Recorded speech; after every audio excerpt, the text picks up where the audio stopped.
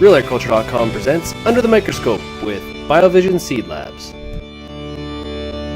It's time once again for another edition of Under the Microscope with BioVision Seed Labs, and today we are joined by Trevor Niesevold, who is the owner of BioVision Seed Labs. Welcome today, Trevor. Thanks, Sean. So, Trevor, today we're going to talk about germination testing. And obviously germination testing on a seed lot is one of the most common tests. There's not a seed lot that ever happens that doesn't get some sort of germ test, but it's not that simple. There's a lot of things that are, in terms of a germ test, that are more complicated than may seem on the surface. And one of them is looking at the results. We can see difference in results. Germs go up, germs go down, germs stay the same. But as we look at those results, what are some of the things that we look at that can maybe cause a bit of a misunderstanding in terms of germination results?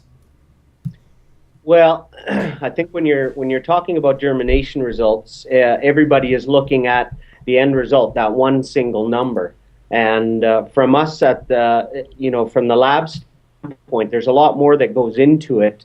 A minimum of 2 and sometimes 4 replicates, depending on the crop type.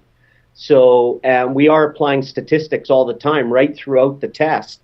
So when you start talking about a germination test, and to get to that 90% number or whatever number you come out, there's a lot that goes in.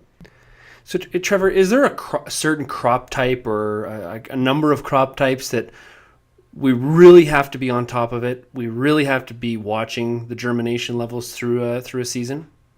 From a QA standpoint, I think you can establish some general guidelines. If I had to pick one in particular right now that I would really watch, it's 2-row malt barley.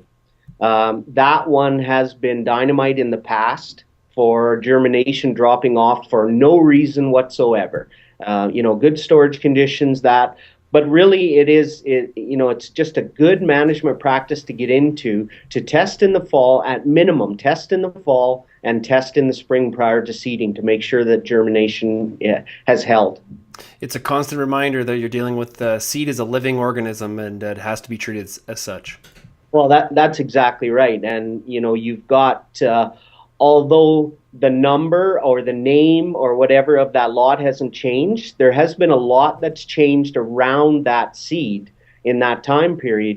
Depending on right now, we've got some very unseasonably warm weather happening out there. Oh, that's both good and bad for seed storage, depending on how it went in. So you got to check it. You have to check it.